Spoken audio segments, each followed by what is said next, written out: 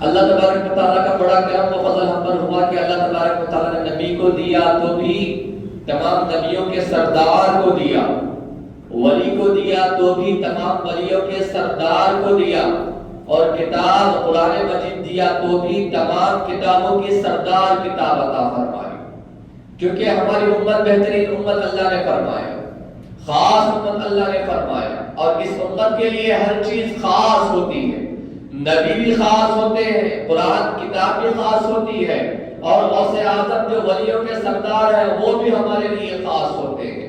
آپ اپنی زندگی مبارک میں علم کا حصول کے لیے، علم حاصل کرنے کے لیے آپ بغداد آئے۔ کہاں سے؟ آپ کا گاؤں تھا جہاں پر آپ پیدا ہوئے، جسے کہا جاتا ہے گیلان۔ گاؤں عربی میں استعمال نہیں ہوتا، جس کی وجہ سے کہا جاتا ہے جیلان۔ عبد القادر جیلانی یعنی جیلان کے رہنے والے۔ آپ کی پیدائش جیلان میں ہوئی۔ آپ بچپن میں چونکہ ماں پیٹ سے ولی تھے، اور آپ کی والدہ 18 پاروں کی حافظہ تھی، جب آپ پیٹ میں تھے تو آپ کی والدہ محترمہ ان 18 پاروں کو پڑھا کرتی تھی، بار بار پڑھتی، اور ان 18 پاروں کو سیدنا عبد القادر جیلانی رحمۃ اللہ علیہ سن کر یاد کر لیے تھے۔ یہ کوئی بڑی بات نہیں ہے، بڑی کرامت نہیں ہے۔ کیوں؟ آج سائنس یہ بات کہتی ہے کہ بندہ، اگر کوئی عورت بیمار ہے، یا یوں سمجھ لیجئے کہ اگر کوئی عورت پریگننٹ ہے تو اس پریگننٹ عورت جب پیٹ میں بچہ رہتا ہے تو اس کو چاہیے کہ وہ اچھے کام کرے، گالی گلوچ سے بچے، چیخ اور آوازوں سے بچے، کیونکہ پیٹ میں جو بچہ ہے اس پر اثر ہوتا ہے۔ سائنس آج یہ بات کہتی ہے، مگر غوث اعظم اس زمانے میں بتا دیے کہ ان کی والدہ 18 پاروں کی حافظہ تھی، جس کی وجہ سے آپ 18 پارے یاد کر لیے تھے، اور جب پہلی مرتبہ مدرسے کو گئے، مکتب کو گئے، کہا گیا پڑھو، تو آپ جیسے ہی پڑھنا شروع کیے، الف با تا سا نہیں پڑھے، الف کا سورہ شروع کیے تو 18 پارے ختم کر دیے۔ اب بچپن آپ کا علم کے حصول کے لیے گزرا، دینی علم حاصل کرنے کے لیے گزرا، اور جب آپ تھوڑے بڑے ہوئے، مکمل حافظ ہو گئے، بچپن میں کئی اساتذہ سے آپ نے علم کا حصول حاصل کیا، علم حاصل کیا، تو کئی دن گزرنے کے بعد آپ کو ارادہ ہوا بغداد جانے کا۔ کیوں؟ اس لیے کہ آپ اور علم حاصل کرنا چاہتے تھے، اور علم کا حصول آپ کا مقصد تھا۔ تو والدہ محترمہ نے کہا بیٹا جاؤ، اب یہاں سے تمہاری اور میری ملاقات آخری ہے علم کے حصول کے لیے۔ والد محترم انتقال کر چکے ہیں، والدہ کے سامنے، ماں کے سامنے بچہ درخواست کر رہا ہے کہ میں علم کو حاصل کرنا چاہتا ہوں، علم دین، قرآن اور حدیث کے علم کو حاصل کرنا چاہتا ہوں۔ تو ماں نے اجازت دے دی، اور ماں نے کہا کہ یہ ملاقات تمہاری اور میری آخری ملاقات ہوگی، کیونکہ بغداد بڑی دور ہے، نہ جانے تم کب آؤ گے، جب تم آؤ گے تو اس وقت میں رہوں گی یا نہیں رہوں گی، تمہاری اور میری ملاقات قیامت میں ہوگی۔ والدہ کو معلوم ہے، ماں کو معلوم ہے کہ ماں کا عنقریب انتقال ہونے والا ہے، اس کے باوجود ماں بچے کو علم کو حاصل کرنے کے لیے بھیجتی ہے۔ یہ نہیں کہتی ہے کہ بیٹا میرا وقت آ گیا ہے رک جاؤ، یا اتنے سالوں کے اندر، اتنے مہینوں کے اندر واپس آ جانا، نہیں، بلکہ علم کو حاصل کرنے کے لیے ماں کا جذبہ دیکھو۔ بیٹے کا جذبہ یہ ہے کہ علم کو حاصل کرے، ماں کا جذبہ یہ ہے کہ میرا بیٹا اچھا پڑھے، اگر چکر میں دنیا میں رہوں یا نہ رہوں، آپ بغداد شریف کی طرف قافلے کے ساتھ جاتے ہیں اور وہ قافلہ جب درمیان میں جاتا ہے تو وہاں جو گنڈے ہیں، جو چور ہیں، جو ڈاکو ہیں، حملہ کر دیتے ہیں. کیونکہ پہلے کے زمانے میں فیسلٹیز آج جیسے نہیں تھی. کاروں کا معاملہ، فلائٹس کے ذریعے جانا، ریلوں کے ذریعے جانا. پہلے کے زمانے میں کیا ہوتا تھا، اگر کسی گاؤں کو جانا ہوتا، چاہے تجارت کے معاملے میں ہو یا رشتہ داروں کے گھر جانا ہو، تو اس وقت ایک قافلہ تیار ہوتا. جو جانے والے ہیں وہ طے کر لیتے کہ اس دن ہم کو نکلنا ہے، تو جو جانے کا ارادہ کرتے ہیں سب اس دن جمع ہوتے اور اس دن نکلتے. تو رات سے سب جمع ہو کر نکلے، راستے میں ڈاکو پڑ گئے. اب جیسے ہی ڈاکو پڑے پورے لوگ پریشان ہیں. سب لوگ اپنا اپنا مال، سونا، پیسے، روپیے، دینار اس زمانے کے سب دے دیے. ایک ڈاکو، ایک لٹیرا ہمارے ولیوں کے سردار عبد القادر جیلانی رحمۃ اللہ علیہ کے پاس آتا ہے اور کہتا ہے، بیٹا بتاؤ تمہارے پاس کیا ہے؟ آپ جھوٹ نہیں بولتے. آپ عرض کرتے ہیں کہ میرے بغل میں ایک کپڑا سیا ہوا ہے جس کے اندر 40 دینار ہے. اس چور نے کہا، اس لٹیرے نے کہا، تم چاہتے تو جھوٹ بھی بول سکتے تھے، مگر تم نے سچ کیوں کہا؟ اگر ہم تمہارا سارا مال لے لیں گے تو تم کو کھانے کے لیے کیا رہے گا؟ تمہارے انتظام کے لیے کیا رہے گا؟ تو آپ فرماتے ہیں کہ جب میں گھر سے نکلا تو میری والدہ نے ایک نصیحت کی. وہ نصیحت کیا تھی؟ وہ نصیحت یہ تھی کہ بیٹا جس حالت میں تم ہو، جس پریشانی میں تم ہو، مگر کبھی بھی اپنی زبان سے جھوٹ مت نکالو. ہمیشہ سچ کہنا. چاہے بڑی مصیبت آ جائے، چاہے بڑی پریشانی آ جائے، چاہے تکلیف آئے، غم آئے، بیماری آئے، جو بھی آئے، مگر زبان سے سچ ہمیشہ بولنا. ہمیشہ زبان سے سچ بولنا. ماں باپ کی تربیت بچوں کے لیے اہم کردار ادا کرتی ہے. آج کے دور کے اندر باپ سے ملاقات کے لیے کوئی باہر آ جائے اور باپ نہیں چاہتے کہ میں اس سے ملوں، بیٹے کے ہاتھ بول کر بھیجتے ہیں کہ کہہ دو باپ نہیں ہے. سکھایا جا رہا ہے باپ کے ذریعے بیٹے کو جھوٹ. اگر کوئی معصوم بچہ ہو تو معصوم ہوتا ہے، وہ جا کر کہتا ہے کہ ابا نے کہا کہ ابا گھر میں نہیں ہے. معصوم ہوتے ہیں چونکہ سچے ہوتے ہیں.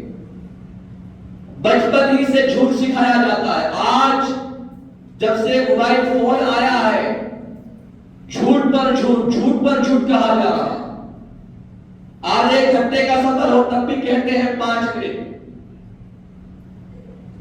1 گھنٹے کا سفر ہو تب بھی کہتے ہیں 2 منٹ.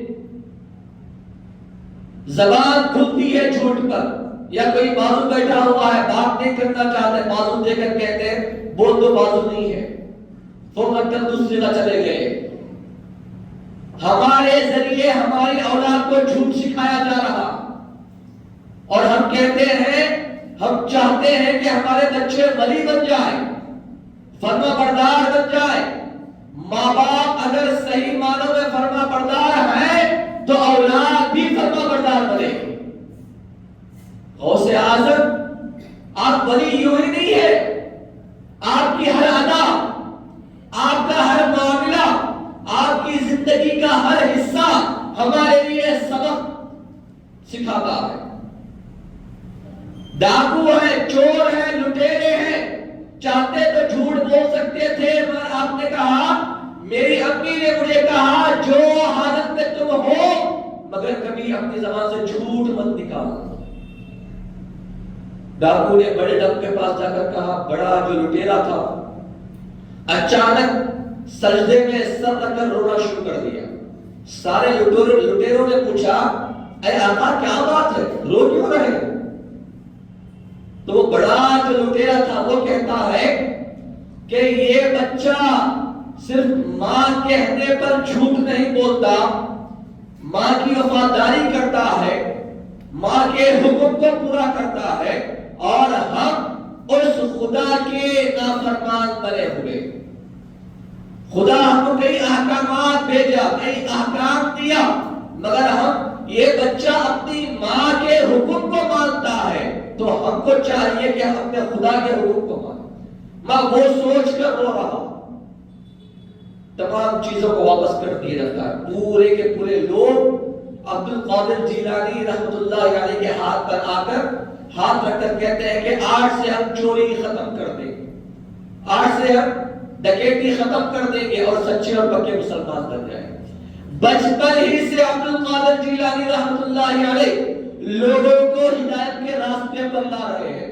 یہ کمال غوث اعظم کا تو ہے، مگر ان کے ساتھ ساتھ ان کی والدہ اور ان کے والد کا بھی کمال ہے، کیونکہ والد بھی ایک بڑے ولی تھے اور ان کی والدہ، ان کی امی بھی بڑی ولی تھے، ان کے نانا بھی ولی، ان کے دادا بھی ولی۔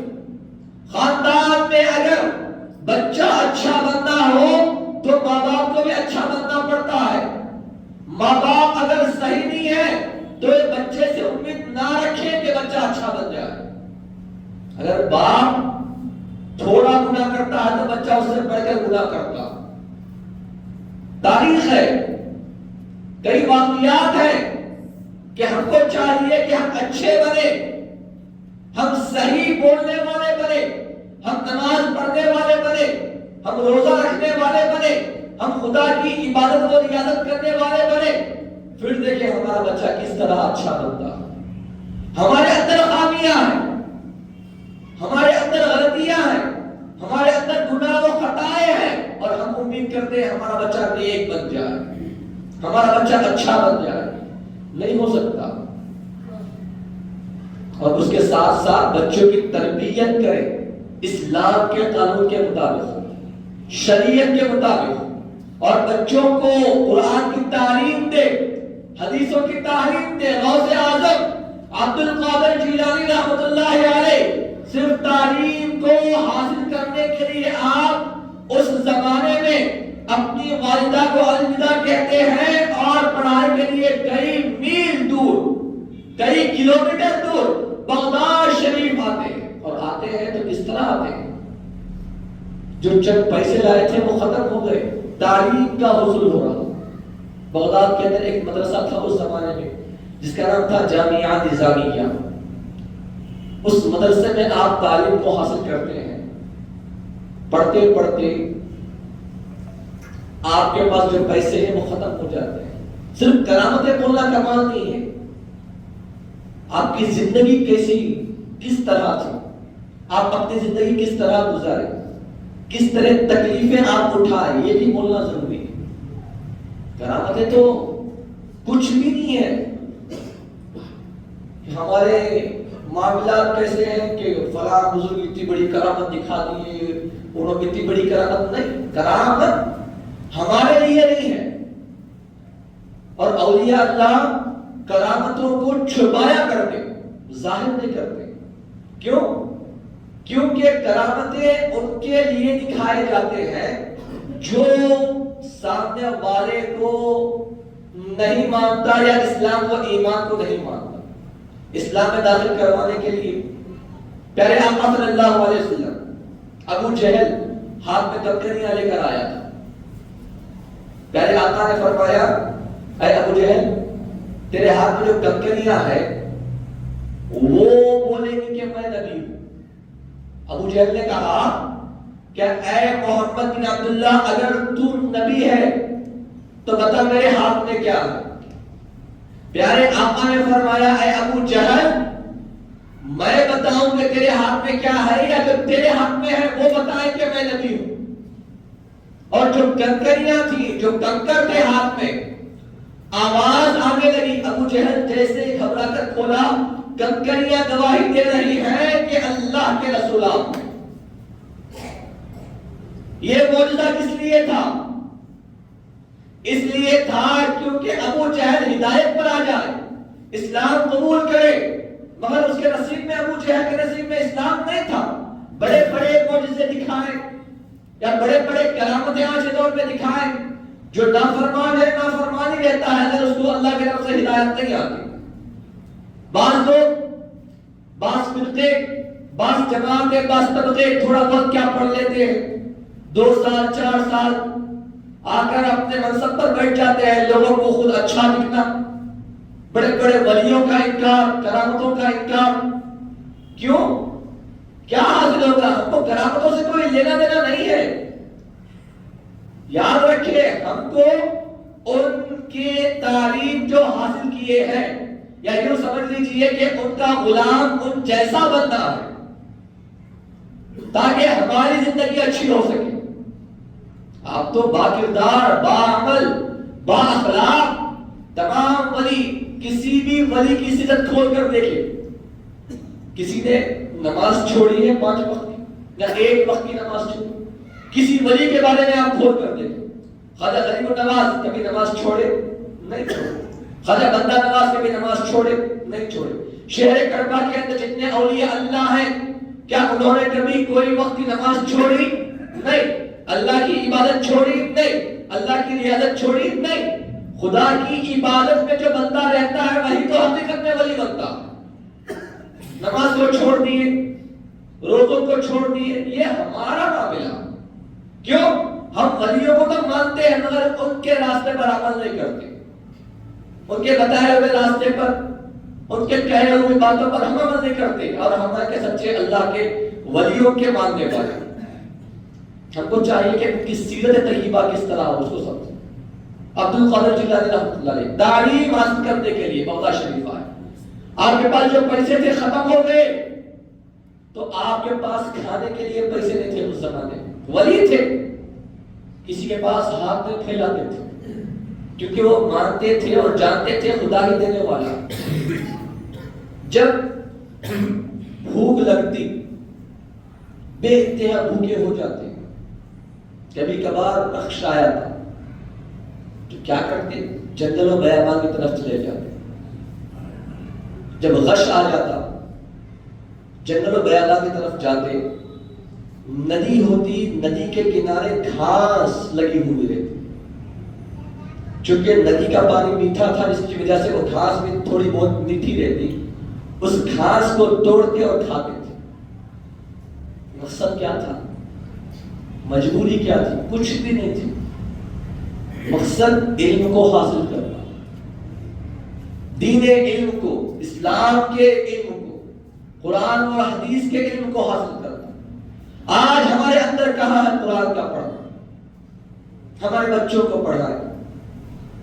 صبح سے شام تک انگریزی تعلیم، صبح سے شام تک اسکولوں کے اندر، کالجوں کے اندر بچہ اتنا بزی ہوتا ہے کہ ہمارے پاس قرآن کی تعلیم دینے کا وقت نہیں ہے.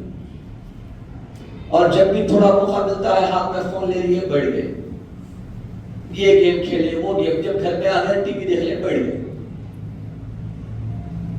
فون لینے کے لیے وقت ہے، گھر میں ساتھ مل کر ٹی وی دیکھنے کے لیے وقت ہے، قرآن کی تعلیم دینے کو ہمارے پاس وقت نہیں.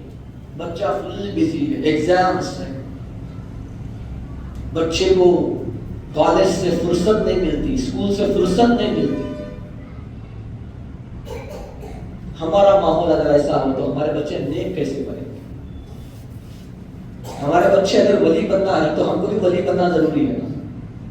ہم گنہگار، خطا کار، دنیا میں معاملہ ہو تو بچے کو ہر چیز کی چھوٹ.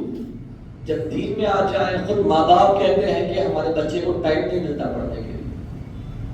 عبد القادر جیلانی، غوث اعظم رحمۃ اللہ علیہ کے ماحول کو دیکھو. دین کے حاصل کے لیے، دینی تعلیم کو حاصل کرنے کے لیے جب آپ گئے، کھانا نہیں ملتا تھا، بھوکے پیاسے، مگر تعلیم کو حاصل کرتے،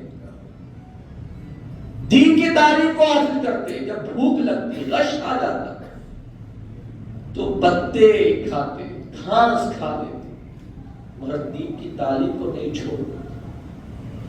یہ تو اصل ہے. جب مکمل آباد دین کی تعلیم کو حاصل کر لیے اور بغداد شریف میں آپ کا ایک بڑا مرتبہ اور رتبہ دبدبہ ہونے لگا. بڑے بڑے مفتیان اکرام، بڑے بڑے علماء آپ کی عظمت کے قائل ہونے لگے.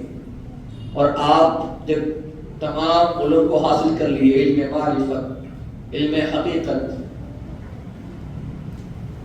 جب حاصل کر لیے، آپ کئی سالوں یا کئی مہینوں تک چلہ کشی کرنے لگے. جو حصول کیے خدا کی طرف ان کو، یا یوں سمجھ لیجئے کہ خدا کی عبادت میں اپنا وقت گزارتے رہے. ایسا گزارتے کہ اچانک آسمان سے ایک بادل آیا اور اس بادل سے ایک روشنی آئی اور آ کر کہنے لگی، آواز آئی اس روشنی سے کہ اے عبد القادر، میں تمہارا خدا بول رہا ہوں، میں تمہارا خدا بول رہا ہوں، میں تم سے راضی ہو گیا.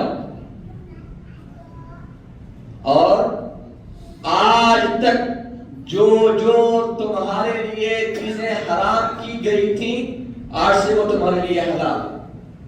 شراب پینا حلال، زنا کرنا حلال، چوری کرنا حلال، سب حلال. اور آج سے تم کو عبادت کرنے کی کوئی ضرورت نہیں ہے. غوث اعظم ہے، عبد القادر جیلانی ہے، تمام ولیوں کے سردار ہیں.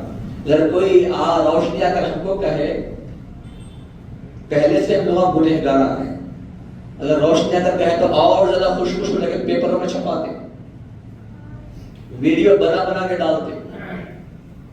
لوگ کہنے لگے میں ولی ہوں، میں ولی ہوں.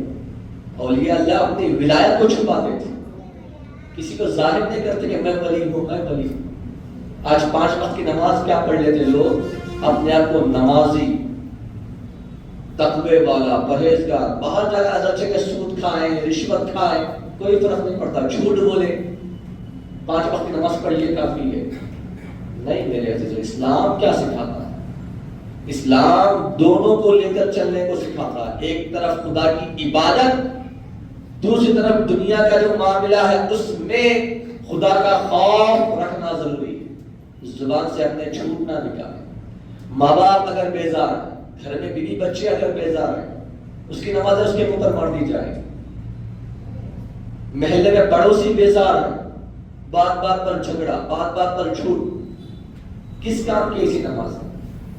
یتیموں کا اگر کوئی حق مارتا ہے، بیواؤں کا حق مارتا ہے، لوگوں کا منہ مار کر کھا لیتا ہے، پھر 5 وقت کا نماز نہیں ہوتا. اس کی نمازیں اس کے منہ پر مار دی جائے گی. دونوں کو لے کر چلنا ہے. دنیا میں ہے دین اور دنیا دونوں میں انصاف رہنا. ادھر عبادت بھی کرنا ہے اور ادھر لوگوں کی خدمت بھی کرنا ہے. ولی اسی طرح بنتے ہیں، دن بھر لوگوں کی خدمت کرتے. جو لوگ اولیاء اللہ کے پاس آتے، جو ہوتا عطا کرتے، خدمت خلق میں لگے رہتے. رات ہوتی تو رات بھر خدا کی عبادت میں لگے رہتے. اولیاء اللہ ان کی تو کہ اسی کو تو کہتے ہیں، انہی کو تو کہتے ہیں. روشنی اگر کہیں غوث اعظم عبد القادر جیلانی نے کہا، اعوذ باللہ من الشیطان الرجیم، میں پناہ مانگتا ہوں اللہ کے شیطان مردود سے. چونکہ وہ جانتے تھے جو نمازیں ہمارے نبی پر معاف نہیں کی گئی، جو نمازیں صحابہ پر معاف نہیں کی گئی، وہ نمازیں مجھ پر کیسے معاف ہو سکتی؟ ارے شیطان، میں جانتا ہوں کہ تو شیطان مردود ہے اور مجھے بھٹکانے کے لیے آیا ہے، مگر یاد رکھ لے میں تیری باتوں میں آ کر نہیں بھٹکنے والا. شیطان ہر طرح سے بھٹکاتا ہے، ہر ایک کو بھٹکاتا ہے، مگر شیطان کی باتوں میں نہیں آنا ہے. شیطان کے پیارے پیارے خدمتی باتوں میں نہیں آنا ہے. جب فجر کی نماز کا وقت ہوتا ہے، شیطان کیا کرتا ہے؟ پیرے دباتا ہے، پاؤں دباتا ہے. حدیث کے اندر آیا تاکہ اور سکون سے ہم لوگ سو جائیں. اور جب اٹھنے کی کوشش کرتے ہیں، حدیث کے الفاظ ہیں کہ شیطان کان میں آ کر پیشاب کرتا ہے تاکہ پیشاب جو گرم ہوتا ہے اس گرمی کی وجہ سے انسان کو سکون محسوس ہو. یاد رکھو جو نماز کو چھوڑنے والے کیا حالت ہوگی. شیطان کی بات ماننے والے. اور ہم ہیں کہ ولیوں کا کمپیریزن کرتے. یہ ولی ویسے تھے، یہ ولی ویسے تھے، نعوذ باللہ۔ ہماری حیثیت کیا ہے؟ غوث اعظم تو وہ تھے کہ ایک مرتبہ ایک شخص آیا اور کہنے لگا کہ میری بچی گم گئی ہے، تو آپ اندازہ لگاتے ہیں اور کہتے ہیں ایک چیٹھی دے کر کہ اے شخص جا فلاں جگہ پر، فلاں پہاڑ پر جا کر وہاں سے جناتوں کا قافلہ آئے گا، گھبرانا نہیں بلکہ جناتوں سے پوچھنا کہ تمہارا سردار کون ہے، جب سردار آ جائے تو اس چٹھی کو وہاں پر دے دینا۔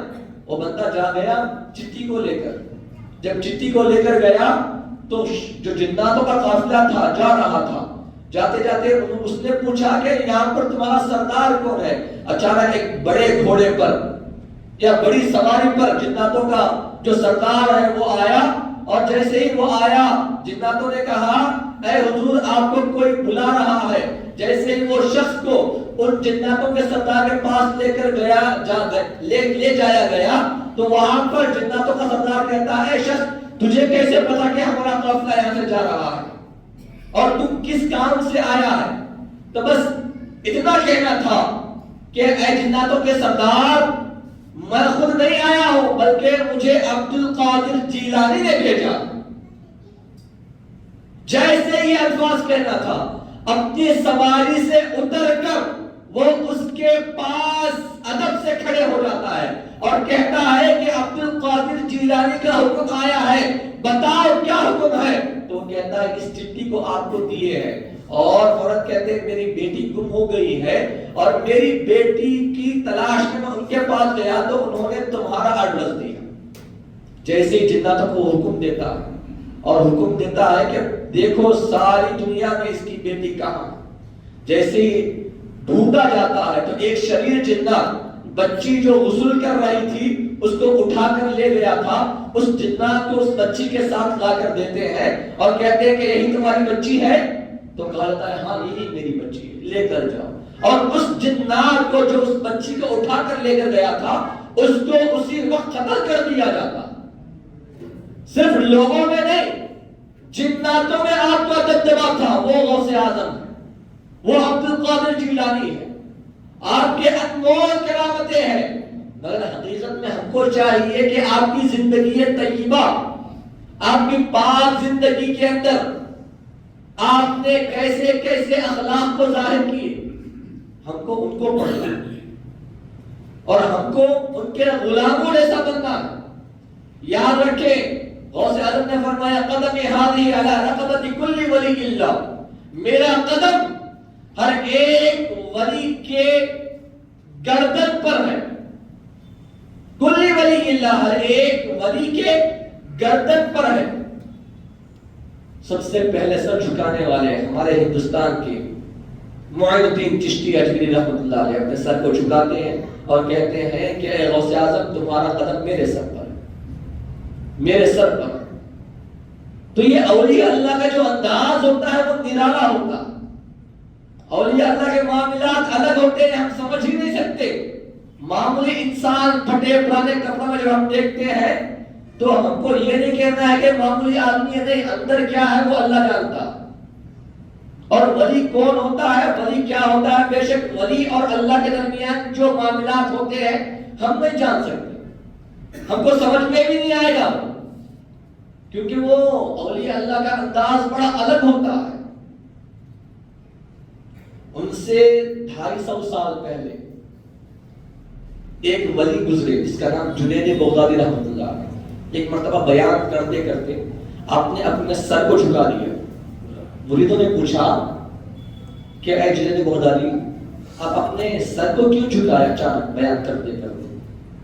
تو آپ فرماتے ہیں میرے بعد ایک ولی آنے والے ہیں اور وہ اعلان کریں گے کہ میرا قدم تمام ولیوں کے گردنوں پر ہے، میں آج ہی سے اپنے سر کو جھکا کر ان کے ولایت کا اقرار کر رہا ہوں۔ 250 سال پہلے یہ ماننے کی چیزیں نہیں ہیں، ہم سمجھ ہی نہیں پاتے ایسے چیزوں کو۔